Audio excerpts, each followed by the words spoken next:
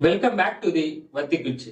தமிழக அரசியல்ல இப்ப பரபரப்பை ஏற்படுத்தி இருக்கிற ஒரு விஷயம் அப்படின்னு பாத்தீங்கன்னா, சூப்பர் ஸ்டார் ரஜினிகாந்த் நேரடியா போய் மு.க.ஸ்டாலின் அவர்களை சந்திச்சது. அதுக்கப்புறம் திமுக அதிமுக கூட்டணின்ற சர்ச்சை, ரஜினிக்கு விஜய் மேல பொறாம அப்படின்னு சொல்லி ஒரு சர்ச்சை ஒண்ணு கிளம்புச்சு. ஆனா ரஜினி அதுக்கெல்லாம் நேரடியா பதில் கொடுத்திருக்காரு. ரஜினி சொன்ன சில வார்த்தை இப்போ இணையத்துல வைரலாய் பரவிட்டு வருது. இப்ப என்ன நடந்துச்சு, ரஜினி என்ன சொன்னாரு, விஜய்க்கு கொடுத்த அட்வைஸ் என்ன, இதையெல்லாம் இந்த வீடியோல முழுமையா பார்க்க இருக்கோம். நம்ம சேனலை சப்ஸ்கிரைப் பண்ணுங்க. வாங்க வீடியோக்குள்ள போலாம்.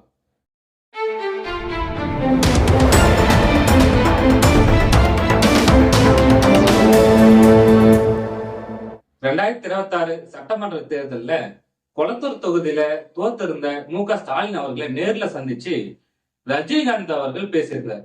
அதுக்கப்புறம் சோசியல் மீடியால என்ன பேச ஆரம்பிச்சிட்டாங்க அப்படின்னு பாத்தீங்கன்னா, திமுகவும் அதிமுகவும் கூட்டணி சேர்ந்து ஆட்சி அமைக்க போகுது, இதுக்கெல்லாம் பின்னாடி ரஜினிகாந்த் தான் இருக்காரு அப்படின்னு பேச ஆரம்பிச்சிட்டாங்க. விஜய் அரசியலுக்கு வந்தது ரஜினிகாந்துக்கு ஒரு பொறாமை அப்படின்னு கடுமையான விமர்சனங்களை முன்வைக்க ஆரம்பிச்சிட்டாங்க. இதுக்கெல்லாம் விளக்கம் கொடுக்கிற விதமா ஒரு பிரஸ் மீட்டை ஒண்ணு நடத்தி விளக்கம் கொடுத்திருந்தார். அதை முதல்ல பார்த்துட்டு வந்துருங்க.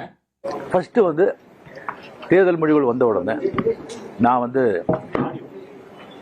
ஸ்டாலின் சாரை போய் பார்த்தது.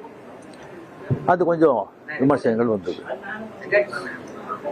ஸ்டாலின் சார் அவர்களே என்னுடைய 38-40 ஆண்டு நண்பர். என்னுடைய நட்பு கொள்கைகள் அரசியலுக்கு அப்பாற்பட்டது. ஜனநாயகத்தில் தோல்வி வெற்றி சகஜம். இருந்தாலும் ஸ்டாலின் அவர்கள் அந்த கொளத்தூரில் தோற்றது எனக்கு கொஞ்சம் சங்கடமாக இருந்தது. அதுக்காக ஒரு நண்பனுங்கிற முறையில், நட்பு முறையில் அவரை போய் நான் பார்த்தேன்.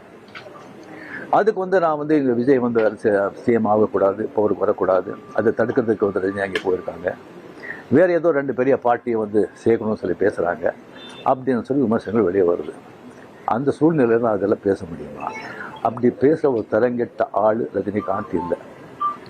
அது தெளிவுபடுத்துகிறாங்க. ரெண்டாவது நான் அவர் வாழ்த்து சொல்லலை, ஏர்போர்ட் போகும்போது வாழ்த்து சொல்லலை. அவர் ஜெயிச்ச உடனே எக்ஸ் தளத்தில் என்னுடைய வாழ்த்துக்களை தான் அவருக்கு பதிவிட்டேன். நான் 2016 அரசியலுக்கு வர்றேன்னு சொன்ன பிறகு நான் ஏர்போர்ட்டுக்கு போகும்போது யூஸ்வலாக அங்கே இருக்கிறவங்க அந்த போர்டிங் கார்டு வாங்கிறதுக்கு இருப்பாங்க. அவங்களுக்கு கேட்குறது தான் வழக்கம், மீடியா யாராவது இருப்பாங்களா அப்படின்னு. அதே இதில் மீடியா யாராவது இருப்பாங்களான்னு கேட்டேன். பெங்களூர் போகும்போது மீடியா யாரும் இல்லைன்னு சொன்னாங்க. சரியான்னு சொல்லி நான் போயிட்டு இருக்கும்போது திடீர்னு ஒரு மீடியா ஆள் மாதிரி தெரியல எனக்கு. ஒரு சின்ன ஃபோன் வச்சுக்கிட்டு விஜய் ஒரு முதலமைச்சர் இருக்காரு அப்படின்னு சொன்னேன். நான் என்ன செகண்ட் ஷாக், அதை மீடியா மாதிரியே தெரியல எனக்கு. ஃபோன் வச்சுக்கிட்டு நான் அப்படியே பார்த்து சிரிச்சு நான் போயிட்டேன். அதுக்கு வாழ்த்துக்கள் சொல்லலை அப்படின்னு சொல்லி அதுக்கு ஒரு விமர்சனம். இன்னொன்று விஜய் மேலே எனக்கு பொறாமை அப்படின்னு. நான் அரசியல் இல்லை, அரசியல் நான் இல்லைன்னு சொல்லி விலகி ஆச்சு. அரசியல் நான் இல்லாத போது அவர் மேலே எனக்கு ஏன் பொறாமை? ஒருவேளை கமல்ஹாசன் ஏதாவது முதலமைச்சர் தான் எனக்கு பொறாமை வந்திருக்குமோ என்னமோ தெரியாது. அப்போ கூட வந்திருக்காது. கிடைக்காது கிடைக்காம இருக்காது, கிடைக்காம இருக்கிறது கிடைக்காது. ஸோ இன்னொன்று எனக்கும் விஜய்க்கு எனக்கும் விஜய்க்கு ஒரு ஜெனரேஷன் கேப், கிட்டத்தட்ட 25 இயர்ஸ் டிஃப்ரென்ஸ். நான் முதலையே சொல்லியிருக்கேன். நான் விஜயை நான் இதை கம்பேர் பண்ணிக்கிட்டா அது எனக்கு நல்லதில்லை, கெட்ட பேர். விஜய் என்னை பற்றி கம்பேர் பண்ணிட்டா அவருக்கு நல்லதில்லை.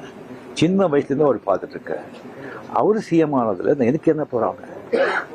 அது இவ்வளோ சின்ன வயசில் 52 வயசில் எம்ஜிஆர் என்டிஆர் சாதனை பண்ணுறதை விட அதை விட ஜாஸ்தி. கம்ப்ளீட்டாக சென்டர் பிஜேபி எவ்வளோ பெரிய பவர்ஃபுல் சென்டர். இங்கே 2 பெரிய கட்சிகளை எதிர்த்து தனி ஆளை ஜெயிச்சிருக்காங்க. அது நம்ம சினிமா இண்டஸ்ட்ரியில் இருந்து எனக்கு அது பொறாமை இல்லை, ஒரு ஆச்சரியம் கலந்த ஒரு சந்தோஷம். அடே யார் அப்ரிசியேஷன், சூப்பர். விஜய் மேல எனக்கு பொறாமையா? அந்த மாதிரி தரம் கட்ட ஆள் ரஜினிகாந்த் இல்ல அப்படின்னு ஒரே கூட போட்டிருந்தார். இவர் பேசுனது என்ன தெரியுது அப்படின்னு பாத்தீங்கன்னா, இவர் மறைமுகமா கட்சிக்காரங்களையும் தொண்டர்களையும் ஒரு ஊம குத்தா குத்திட்டு போயிருக்காருன்னு தான் சொல்லணும். அவர் ஸ்டாலின் ஜெயிக்கணும்னு சொன்னது ஒரு கட்சி சார்பில் பேசுற மாதிரி இருக்கும். ஆனா அது அப்படி கிடையாது. எந்த கட்சி ஆட்சிக்கு வந்தாலும் அந்தந்த கட்சிகளோட தலைவர்கள் ஜெயிக்கணும். அப்பதான் ஆரோக்கியமான அரசியலை முன்னெடுக்க முடியும். அப்படி இல்லாம மோனோபோலியா இருக்க கூடாதுன்றதுதான் இவர் பேசின விஷயத்துல நம்மளுக்கு தெரிஞ்சது. அடுத்ததா செய்தியாளருக்கு கேட்ட கேள்விதான் இன்னும் பரபரப்பை ஏற்படுத்தியிருக்கு. நீங்க கட்சி ஆரம்பிச்சிருந்தா நீங்க முதலமைச்சர் ஆகியிருக்கலான்னு ரசிகர்கள்லாம் வருத்தப்படுறாங்க. இதுக்கு நீங்க என்ன சொல்றீங்க அப்படின்னு ஒரு கேள்வியை கேட்டிருந்தாங்க. அதுக்கு ரஜினி வந்து, நான் ஏன் அரசியலுக்கு வரலன்னு விளக்கம் கொடுத்துட்டேன். அது தெரிஞ்சும் இந்த மாதிரி விஷயங்களை சொல்றாங்க அப்படின்னா அது அவங்களுடைய ஆதங்கம் அப்படின்னு தெரிவிச்சிருந்தார். நான் மட்டும் கட்சி ஆரம்பிச்சிருந்தேன்னா 100% ஜெயிச்சிருப்பேன்னு நம்பிக்கையோட சொல்லியிருந்தார். அதுக்கப்புறமும் பேசிய ரஜினி வந்து, மக்களுக்கு நிறைய எதிர்பார்ப்பு இருக்கு, அத விஜய் நிறைவேற்றுவார்னு எனக்கு நம்பிக்கையும் இருக்கு, 2 வருஷத்துக்கு அவரை விட்டுருங்கன்னு சொல்லியிருந்தார். நம்ம புதுசா ஒரு வேலையில சேரும்போது அது என்ன வேலை, எப்படி வேலை செய்யறது அப்படின்னு தெரிஞ்சுக்கிட்டு செய்யறதுக்கு கொஞ்சம் டைம் எடுக்கும். யாராலுமே சேர்ந்த உடனே செஞ்சிட முடியாது. அது மாதிரி முதல் முறையா முதலமைச்சர் பதவியில உட்கார்ந்துருக்க விஜய்க்கு கொஞ்சம் டைம் கொடுங்கன்னு சொல்லி இருக்கிறதா தான் நான் பாக்குறேன். விஜயோட தொண்டர்களும் ரசிகர்களும் ஜாக்கிரதையா நடந்துக்கணும். நீங்க பண்ற ஒவ்வொரு சின்ன தப்பும் கூட விஜய்க்கு நேரடியா பாதிப்பை ஏற்படுத்தும். அதுக்கப்புறமும் பேசுன ரஜினி வந்து, 60 வருஷமா திராவிட கட்சிகள் தமிழ்நாட்டை ஆண்டுகிட்டு இருந்தாங்க, அதுக்கு மாற்றா டிவிக்கே ஆட்சி அமைச்சிருக்கு.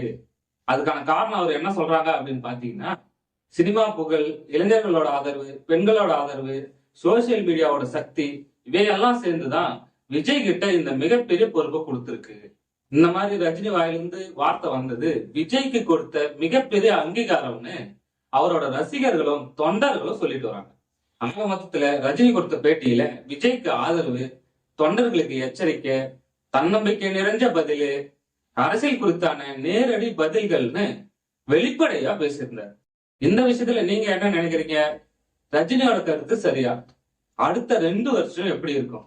உங்களோட கருத்துக்களை கமெண்ட்ல சொல்லுங்க. நம்ம வீடியோவை சப்ஸ்கிரைப் பண்ணுங்க. மீண்டும் அடுத்த வீடியோவில் சந்திப்போம்.